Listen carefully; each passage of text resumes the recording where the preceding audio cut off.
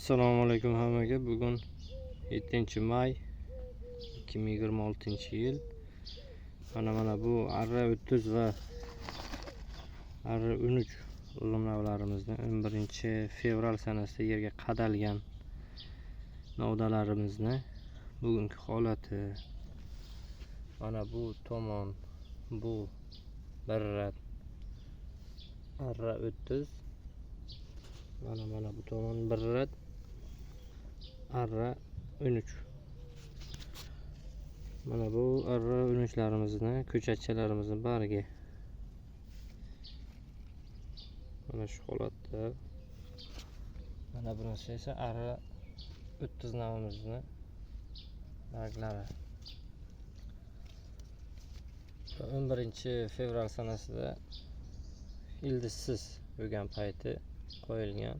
Mana bunisi arra 13, bunisi arra 30. Mana shu holatda qo'yilgan. Mana bu qoplar teshib holati chiqilgan. Endi bu qop qo'yilgan sababi birinchidan namlikni saqlaydi, ikkinchidan o'ch chiqarmaslik maqsadida qo'yganmiz. Endi plyonkadan ko'ra yaxshiroq degan maqsadda. Endi plyonka nima desam vakuum qilib olib havoni bo'g'ib qo'yadi. Buni masalan bu to'rlik qop bo'lganligi uchun oralari ochiq havo qisman aylanib turadi degan maqsadda qop qilganmiz. Hozircha yaxshi, yomon emas. Qisilish, dimiq bo'lish menimcha ko'rinmayapti. O'zgarishi yaxshi, yomon emas. Endi bu tomon mana devor bo'lganligi uchun soyada shu holatda bo'libdi. Bu tomonda quyosh qariyb tushmaydi desam ham bo'ladi. Hozir quyoshsiz holatda, mana shu holatda katta bo'lyapti.